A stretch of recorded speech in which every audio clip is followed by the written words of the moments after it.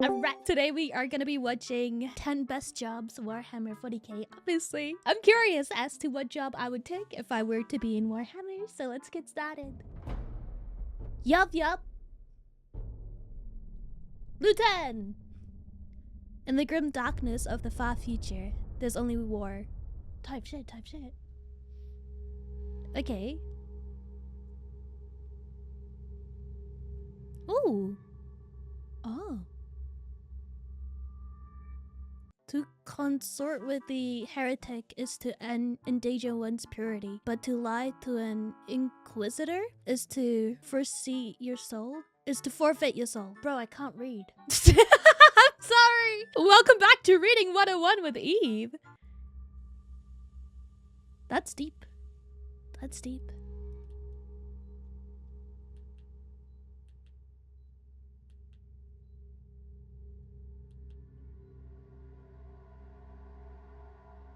The best Imperial jobs? I'm ready. If I look over, it's because I'm drinking coffee, I'm sorry. While it's undoubtedly true that the world of the dark far future is one filled with horror, immorality and nightmarish perversion, it's also true that while many billions lead lives that are objectively unendurable, there are equally those who are gifted rare positions of privilege, luxury and highly rewarding lives of service. Whilst the Imperium may demand loyalty, it's an unavoidable human trait that has existed forever, that given the opportunity, individuals will always seek the feathers to line their own nests. While some are heavily indoctrinated into the cult of the Imperium and live lives of pure service and abstinence, there are likely significantly more who live lives that are hedonistic, luxurious to excess, boundless freedoms, or how about just sheer raw power. Again, as before, it's worth mentioning that often what I might designate as a job in the Imperium may or may not fall within our understanding of such a thing at this time. Often within the Imperium you're not actually paid, you might simply be assigned a duty through hereditary or just assignment, and you find that your life leads you down a certain path and a certain role to play. Okay, so it's not a paid job necessarily, it's just like what you're doing in general. Like your duty, your calling in life. Alright. So what we might designate as jobs are more roles in society to play, but it's much the same. You're working to stay alive and contribute to the overall structure of human society. As we look at the best... So the concept of job in 40k is a lot more different than what we inherit to be a job initially. Jobs today, if you missed out on the worst ones, check the link at the end of this video. And we're covering roles in this video with no constraint, but perhaps we can also look at more standard working class roles that do not include positions of excessive power in another video. And lastly, what would you like me to cover next in a best or worst rundown? Best weapons, worst deaths, best deaths, best war... Oh no. Alright, so you know how I've done that speech reaction? We will be re-reacting to it because we wanted to do the first one with absolutely no context, crying by the end of it, making jokes at the start. Next time I watch it, it's gonna be with all of the context. So when he said the best and worst death, I thought of him. You know who? I thought of him. And I would classify that death as both, just because, like, for me, I think what classifies as the best death is the one that really hits home and really makes you feel something, right? Same with the worst. The worst, I hate it because it made me cry, but I love it because it made me cry. I hope that makes sense. And the thing I've noticed with 40k is how much it emotionally impacts me, despite me initially not thinking that it was really gonna get to me all that much. So I was very surprised. Machines, tell me in the comments, and maybe I can cover that one next. So in no specific order, let's run down the best jobs within the Imperium of Man. Now, it's no surprise that we start with the role of the Inquisitor. There are a few roles less coveted than that of becoming an Inquisitor of the Imperial Inquisition. For many, the simple reasons for this are twofold: freedom and power. Inquisitors, unlike the majority of humans in the Imperium of Man, are free to pursue their own goals and missions within the context of their role, of course, to protect and further the interests of humanity. I like that a lot. I'm guessing it's not the easiest job to get, but if a girl had to pick one already, first option, looking really good. The Inquisition at its current existent state is a massive organization in the Imperium. Answerable to no one other than the Emperor and themselves, they reign for the Emperor! It's a legal requirement, I'm sorry. As terrifying figures, to most of the rest of humanity. Take your pick of the 3 ordos as well as to which to best participate in. The Ordo Malleus deals with eradicating demons and the servants of chaos, basically hunting the corrupted, and they're also backed militarily by the Grey Knights. Not a bad team to call for backup. The Ordo Xenos are not purely focused on slaughtering the oddities of the galaxy, they also spend time investigating, cataloguing, exploring if you will, to better understand where and when humanity may want to lay down swathes of purging fire. They may spend decades travelling and recording what they discover, and they often have solid bonds and connections with rogue traders. The Ordo Xenos, similarly to the Ordo Malleus with its Grey Knights, gets to call upon the Astartes of the Death Watch, a force formed entirely of veteran space marines. Finally, the Ordo Hereticus. Often these inquisitors are those that people lean toward, choosing them because they are the witch hunters, and rightfully they're feared by the heretics of humanity. They hunt down rogue psychers, mutants of mankind, and those who would speak heresy toward the Imperium and the Emperor. That one sounds really, really good to me. I can see why a lot of people picked that one. That one sounds really good. Speaking out of turn, heresy. Spilled my beer? You better know that's some heresy. And as per the previous choice, yes, they are backed not only by the Adeptus Astartes, but also the Adeptus Sororitas. That is the all-female militant wing of the Imperial cult's ecclesiarchy. So Dude, oh my god, you guys are gonna hate this. I watched the Space King speech about no females, and that is what's coming to my head right now. I'm so sorry. Space King, no female thing? Oh dude, oh no, what have I done? if being able to walk around the worlds of the Imperium indiscriminately killing those who might look at you the wrong way doesn't appeal in and of itself, you also get to be backed up by an entourage of badass, bolter-wielding ladies. Ladies? I like that, I like that. Not the ladies part, but just okay, I'm very 50-50 on this. Just like killing whoever, whenever type shit, just because they look at you funny. I like the idea of it. Would I personally do it myself? I don't know. I don't think so. I don't think so. Oh, I'm curious. What job do you guys think I would be good for? Based off of like my personality, I guess? I wanna know because you guys do know a lot more than I do when it comes to 40k, so I'm curious. Inquisition are, as an organization and individuals, exempt from scrutiny other than by the Emperor himself and, as I say, themselves. Inquisitors can demand whatever they need at any time, be it materials, citizens, manpower, and hardware. I feel like if I was one, I wouldn't be very demandy. Like, it sounds cool, right? You can demand whatever. But then I feel like that coolness is gonna last for like maybe a week. And then after that, you'll just take it very, very seriously, where you just won't fuck around with the role. I feel like I would have that first week where I would fuck around a little bit. Just out of curiosity, nothing else. In essence, an Inquisitor's power is absolute. They deal out individual death or planetary scale annihilation. Oh! Inquisition is Oh, that's a lot of power. Fuck. I'm reconsidering it now. I feel like, oh yeah, that is a lot. I don't think I would necessarily be the best for that. Vast organization. And it's difficult to really summarize in short order the level of complexity within its own ranks, let alone its operations within the Imperium. The Inquisition is even known to have factional wars within itself from time to time, as it answers only to itself, and so much. See, I like that independent side. I just think it's too much power for someone like me that likes to fuck around a little bit and, you know, be like, would you actually show up? Let me test it. So, as much as I like the idea, I gotta do the right thing. Must fight for its philosophies and fanatical points of principle. These rarely will last for any significant length of time, and if they risk spilling out beyond a localized area, they will usually be crushed by a heavy force of Astartes to restore order by any means necessary, at the behest of yet more inquisitional commands. This gives a small sense of how complex and difficult to constrain Inquisitors' power can be, as they individually can wield huge influence in an Imperial system. Why is the role of— I feel like that kind of responsibility, like as cool as it sounds, knowing me, I don't think it would be for the best that I take this role. I don't think it'll be for the best. And if I'm pausing too much, fuck you, it's a reaction. Of an Inquisitor one of the best jobs in the Imperium? The answer is the sheer power you hold individually. Exactly. Is it the best job? Arguably, yes. Bottom line is yes. Is it the best job for everyone out there? No. Because you gotta do a good job of it. You can't just like, if you have the personality type that I have, which is like fuck around a little, I don't think it'll be for the best. Now, Imperial Noble was always going to make the cut for the best jobs in the Imperium. Ooh. They are, as you might expect, the elite civilians of Imperial worlds. and the nobility contain lords and ruling families of major hive cities, planets and star systems.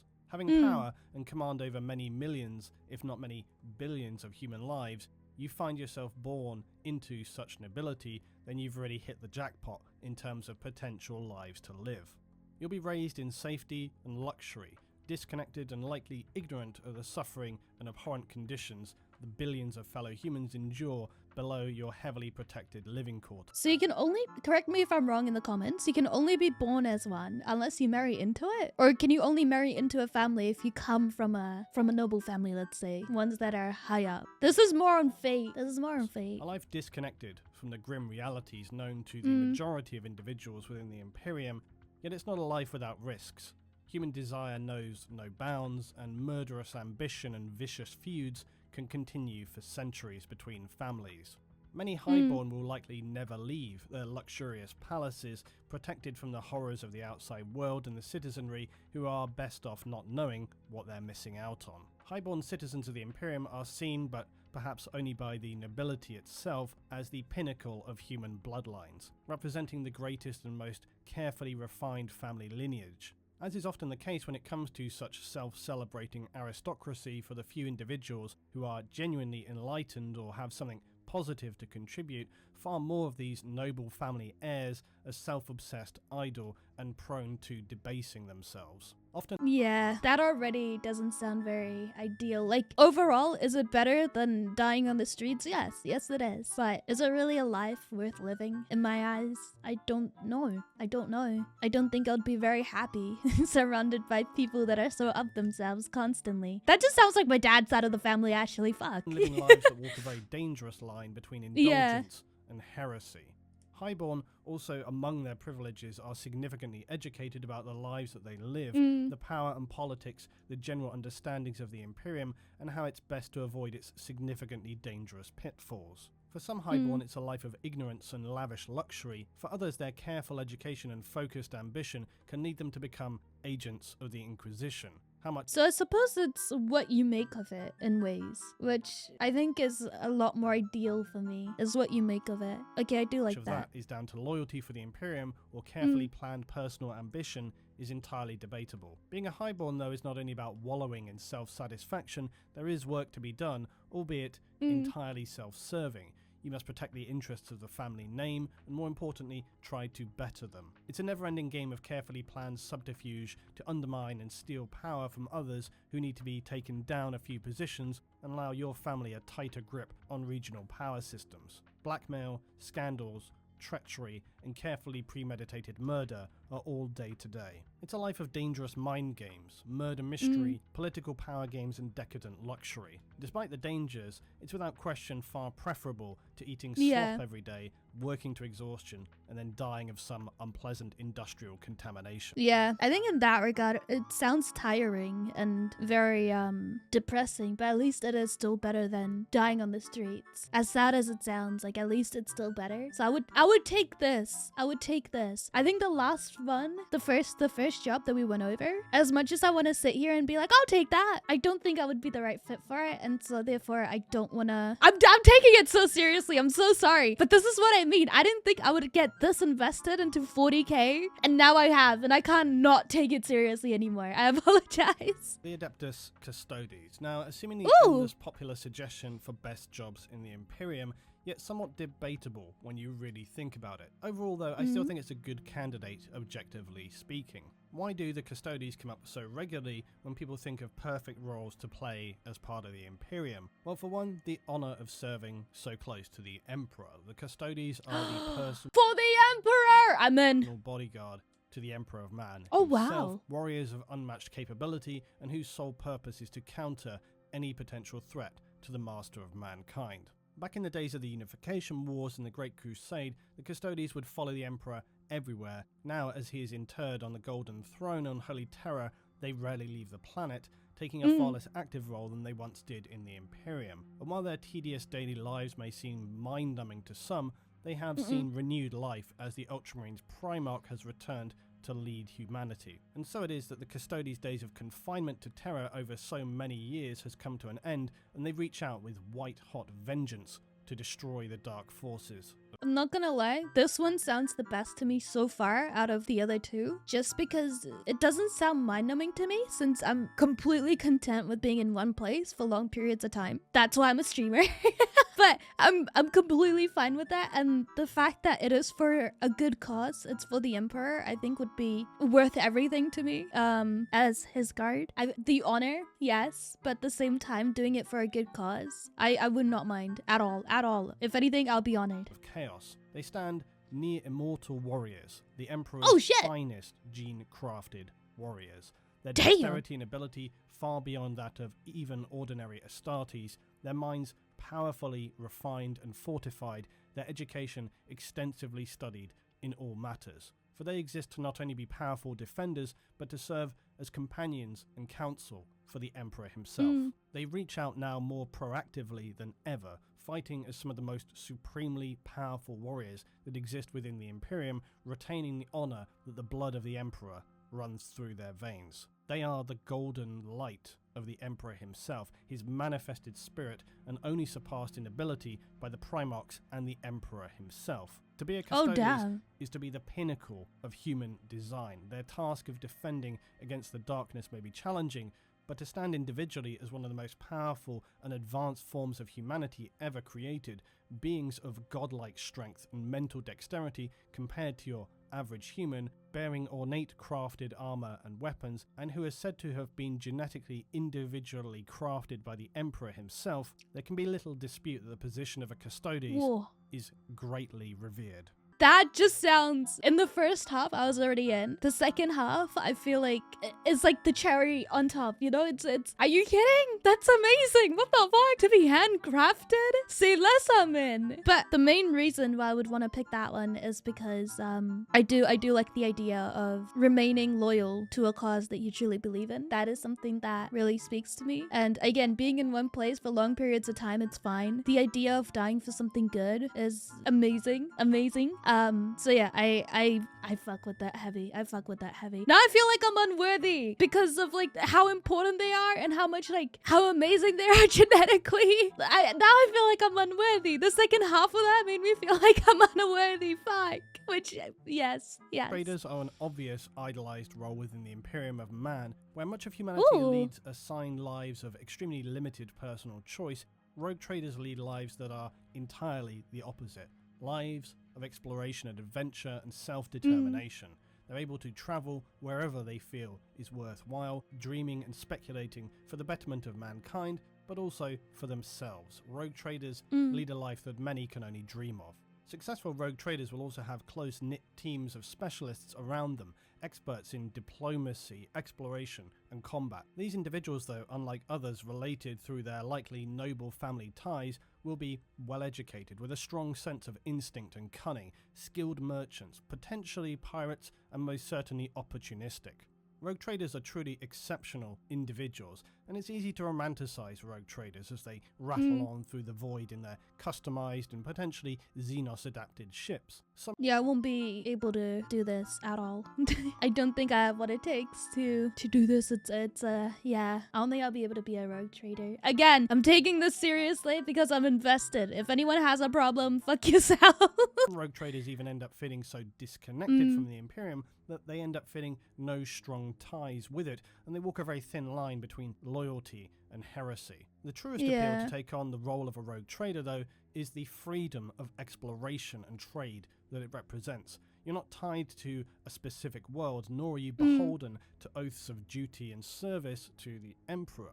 You're not going to be sent out on orders back to back from one place to another, dealing with situations and entities that would be enough to destroy the minds of many ordinary citizens. As a rogue trader, you lead a difficult life, but a life where the challenges become their own rewards. Adventure, glory, and riches await the smartest and most capable of rogue traders, and for any who are able to locate the rarest of the rare lost STC templates, eternal glory in the Imperium awaits you. Now, initially, I was considering. Here's the thing about rogue traders. It sounds cool and all, but I can see why people would want to be a rogue trader. Like, you got the freedom to explore and, you know, be your own person, essentially, 1000%. But I still like the idea of remaining loyal and, you know, fighting for the greater good. That is something that is very, very heavy on my soul, I guess, which is why now that I'm getting more context for the speech, I know for a fact it's gonna break me. And when that happens, I need it to break me.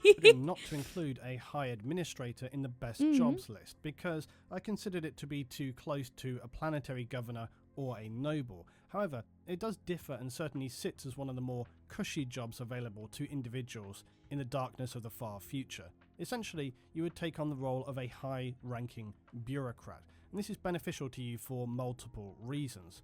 One being the scale of the administratum. Even as a senior staff member within its vast sub-departments would allow you to fade into a state of greyness. And this is likely one of the safest positions to occupy within the Imperium.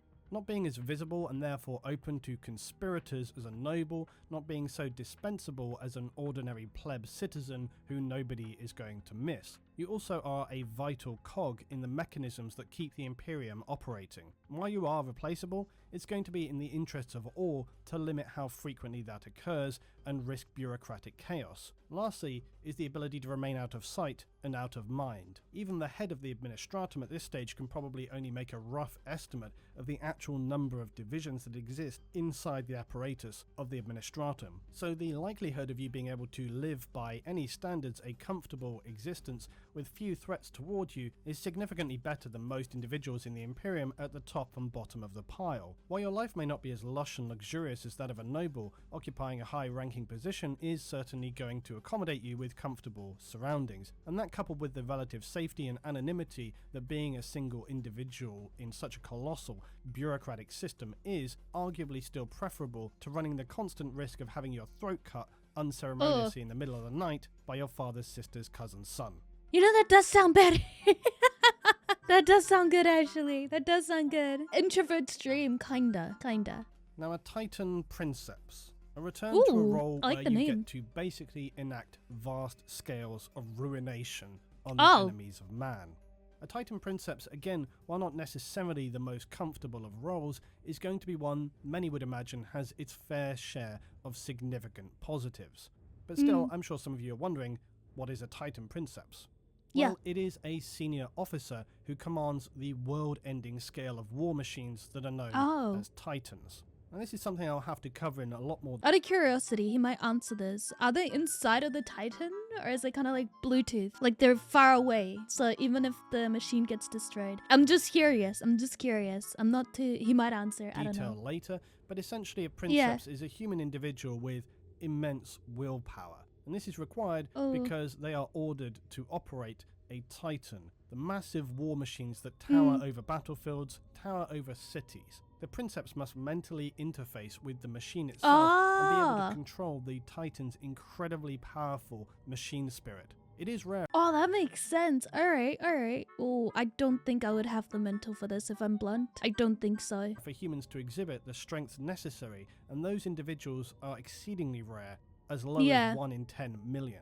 For this reason, you as an individual are as near to indispensable as any individual in the Imperium. You'll be So I'm guessing you would be protected, which is a benefit. So let's just say, hypothetically, you can get this role. Would you? A part of me is thinking yes, just because of like the safety aspect. I'm not gonna be in the machine, in the mech. So yes, I'm leaning towards, and it is for a greater good, which is something I like. heavily guarded, and if your vast war machine were to be disabled in battle, no resource would be spared to recover you. One of the very few situations where the Imperium cares significantly about an individual human life. Operating a Titan is also highly addicting. For perhaps obvious reasons, the Princeps will feel the Titan as if it were their own body. They will feel as if they themselves are this staggeringly dominating war machine of godlike power. This intense, overpowering addiction can often lead Princeps to spiral down into madness as their mind is too heavily strained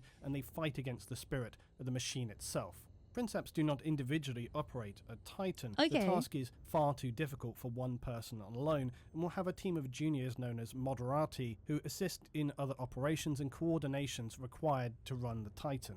A Princeps, though, is a rare gifted role to play for the Imperium, heavily immersive and symbiotic as the war engine's machine spirit learns from the Princeps and the Princeps from the previously stored memories and experiences of the Titan. For me, that might be a little bit of a deal breaker. I like to do things alone, or as an individual with people, but I think having to combine and work with two others could be a little bit difficult. Yeah, that might be hard. You gotta be in sync if you wanna maneuver something this big. It's a position few could ever imagine having the opportunity to be designated as a commander and operator of one of the most powerful weapons the Imperium holds. I think this is why solo queue comes. Slightly irrelevant. However, listen, if I'm doing it with friends, it's a lot harder for me to not just turn to my friend and be like, you're dog shit. Let's not play it. I love you. I would die for you. You're very bad. You're bringing the team down. So I think this role, as amazing as it sounds, may not be the best for me because I do not have the mental to deal with people. Bring down prophetic fury and devastation against the enemies of man with impunity as you look down with powerful superiority upon the ant-like figures that you are crushing, rending, tearing, and exterminating with fire. The fools who would stand against the might, power, and irresistible force of the Imperium of Man. Now, a planetary governor or lord is another position of supreme power that offers those lucky enough to hold the position lives that few could dream of. A governor is a political leader, although not elected, obviously, within the Imperium of Man, and they're also considered an imperial commander when it comes to military decisions.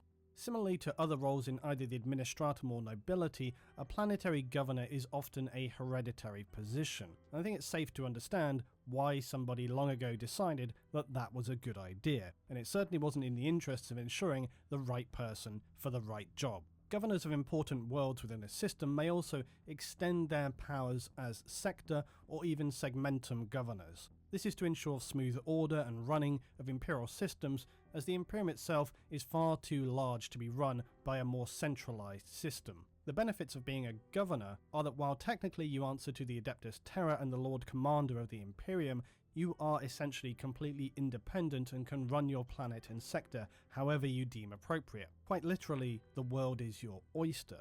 You do of course have to adhere to delivering your quotas for the Imperial tithe, but as most of your world systems are fairly entrenched and autonomous, this shouldn't be a heavy concern. I don't think this would be a good role for me. It sounds really cool, I'm not gonna lie. But I think if I want to be responsible, being responsible for a large group of people may not be the best. Yeah, I love how much 40k has like sucked me into it. To the point where I'm like genuinely sitting here filling out like job resumes being like, this one can work, this one can't work. I love it. Is this what it feels like? If you were able to choose, which you wouldn't because the positions are hereditary, but any number of world types exist, and all would hold their own specific benefits to you as a governor. Like if, I'm saying if, it is a role that you don't get to choose. So in that regard, I will have to step up. If the case is I am born into it, fuck it, we step up. If I had the choice, which I do right now, it would be annoying because I don't think I would be the best at it. I really don't. Top of the pile likely being governor of a garden or paradise planet. And yes, these are a thing, believe it or not, in the Imperium. They are worlds of staggering natural beauty, highly cultured places with massive, luxurious restaurants, Oh, I love that. Are you kidding? Dancing rooms, maybe even some form of casino for the nobility to enjoy, as well as any number of associated God, I love gambling. I'm in. pleasurable activities. Use your imagination. I just wanted to gamble. I guess I'll take that too. To be a governor of such a world is just about as idealistic a role as you could hope to have. Other planets that could be enjoyable are, yes, feudal worlds, because they're fairly idyllic in one sense, simple people leading simple lives, or industrialized worlds that are not too far from the 21st century on Earth. These are a thing as well in the future. Even hive planets, because while hives for the lower human drones are an intolerably cruel existence, for those at the top of the pile it's quite a different matter. They will have access to just about every luxury you can think of when it comes to urban living. As a governor you have, as with other roles, immense power, and through this power opens up to you a lifestyle that is simply unimaginable to many Imperial citizens. Now, Imperial Guard commissars. I wanted to include at least one position here from the Imperial Guard because despite their reputation as Operation Human Shield, there are certainly some positions and roles that could be appealing to some who want to lead a life of military service for the Imperium, crushing its enemies under the weight of Baneblade justice and dealing out furious retribution to heretics. An Imperial Guard commissar covers various levels of ranking from default commissar to lord and commissar general. While certainly not the easiest job by any means, a commissar is an individual with influence, significant respect and power within his regiment or PDF force. I definitely would not be able to do this. I think just watching the people under me, right? My men being human shields, it would crush me. I would not be able to do it. I can't imagine. I'm sorry, I can't. I'm too emotional. This is why I crack jokes, because I don't like how emotional I get. I won't be able to mentally like carry on. Commissar is essentially a senior commander, empowered by the Imperium to use any means to ensure loyalty and morale of troops, and to achieve objectives whatever the cost. A commissar will be feared by some, revered by others, often inspiring his troops to leap into battles and take on objectives far beyond sense and reason, and often facing down and succeeding with what appeared to be impossible odds. Commissars are for some a very appealing role because of the supremely uncompromising nature of the commissar. They are immovable bastions of Imperial will. They will execute their own officers and sergeants just as readily as individual guardsmen if they feel it's warranted. They're certainly— Yeah, I won't be able to do that.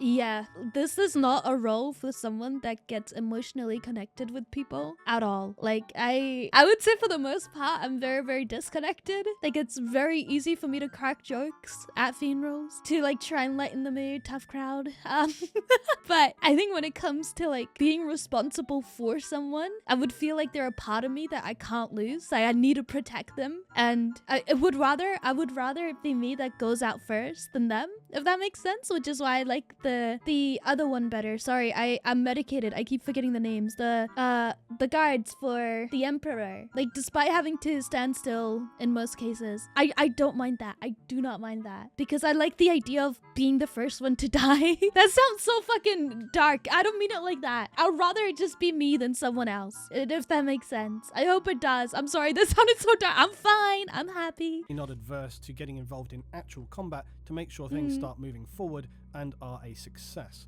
To me, I often feel that it is this which exemplifies what it means to be a commissar, that if you want something done right, you do it yourself. This attitude is what I think is most appealing as a commissar role, to lead by brutal example and expect nothing of your guardsmen that you are not willing to do yourself. And given the significant amount of power struggles, backstabbing and hypocrisy that exists in the Imperium, the role of the commissar is certainly refreshingly honest, and one which in its honesty is appealing as a straight, no bullshit position to play for the Imperium of Man. Imperial citizens. Okay, now hear me out on this. I know this is a bit vague, and I actually hate myself somewhat for putting in something so vague, but what I wanted to include here is that for all the nightmarish horror and disgusting waste of life that exists in the Imperium, there are also plenty of mid-level roles or planets that do not suffer the same intolerable conditions that others endure. And these lifestyles apply to many roles that you couldn't simply assign to one job. The extremes that we often discuss in the darkness of the far future are always the forefront of what is presented in our view of the Imperium, because so much of it concerns military matters or planets which serve to supply military necessities for the Imperium's forces. However, there are plenty of planets like the previously mentioned Garden or Paradise worlds where the conditions are far from nightmarish. I do like that. I do like that a lot. I love the blend of nature so much. I think that there would be few of us who wouldn't mind being, say, a gardener on a paradise world, Yeah. or an inventive— Not at all. Not at all. I have a fucking plant in my room, dude. A real one that I have to water. I love gardening. bartender serving their nobility, an events planner for noble feasts and events, or how about any number of roles on Earth-like industrialized planets not vastly different from our lives today, even feudal worlds with their obviously base level of technology and susceptibility to health issues, but still would lead peaceful lives, arguably idealistic in many ways. On the Hive and more Imperial headquartered planets as well, it's not all bad. There are plenty of mid or mid-senior roles of administration and command that, objectively speaking, are far from miserable and soul-destroying and even relatively comfortable. So this was quite a generalized and vague choice, so I apologize for that, but I feel it was worth It's okay. It is a-okay. noting that there are plenty of ordinary jobs that would be very preferable, even desirable by many people who are probably leading lives of simple pleasure without the pressure and the threat of being dragged kicking and screaming from your position of power by an inquisitor who suspected that you were getting too big for your boots. Now lastly, yes, Astartes. I know this one will be debatable, and so I say debate away in the comments. I think personally though, how can an Astartes not be one of the best jobs to have in the Imperium of Man? Yes, you face horrors and hardships, but those are prevalent throughout the Imperium. So if you're going to have a life of challenges, why not do it with some style? Genetically modified superhuman soldiers, the Emperor's bulwark against the horrors of the future, godlike figures to your ordinary human citizen who would literally worship the ground you walk upon. You instill fear and submission to all those soft and lazy nobles and governors who have maybe forgotten their comfortable lives exist at the pleasure of the Emperor. It's true that Astartes, the Space Marines, serve humanity, not to rule it. Yet at the same time, in the darkest, most recent days for the Imperium, under the leadership of the Ultramarines Primarch, returned now as Lord Commander of the Imperium, the Astartes maintain their role as mankind's legendary and premier fighting force. Yes, there are those who wield niche, excessive power, like the Custodes or the Grey Knights, but these specialist units are highly specific. The role of an Imperial Space Marine, each chapter with their millennia of history and unbreakable brotherhood, is one of the most appealing roles you could hope to take on. To serve the Emperor as one of his finest warriors, to destroy, purge, exterminate, and bring down vengeance upon the enemies of mankind. Powerful advanced weapons at your disposal, backed up by chapter brothers, each one an expert and fiercely loyal fighter in the name of the Emperor. I do like that. I think he had me at the loyalty part. Definitely. There can be little finer opportunity than to serve the Emperor as one of his multi-role expert fighters who are truly the most iconic figures that exist in the Imperium of Mankind. I'll finish today by saying, as per usual, thanks for enjoying, participating and supporting me and the channel, guys. If you enjoyed, please tell me what you think down below. If you have an idea for the next best and worst, or perhaps just a rundown of something like most violent creatures, maybe even worst jobs part 2, tell me down below. I got a lot of ideas going into this year, not only 40k, and I hope you're going to enjoy these as and when I get them up on the channel. But for now, thanks for watching, and I'll see you all in the next one. Bye. Ooh. Fleet of the Imperial have gathered.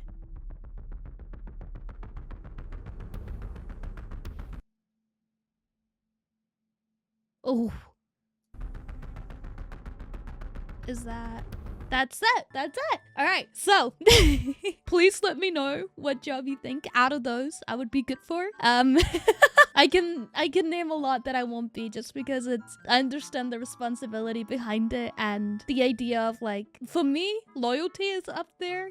Definitely. I'd rather it be me than someone else, you know. Dude, I don't want to say dying, because I know I'm taking it very seriously, but like, I'd rather perish than let someone else perish. Does that make sense? I hope it does. I hope it does. And I'm introverted, so I'm a-okay with being in one place for a long time. All right, let me know, and I'll see you in the next one. Bye-bye.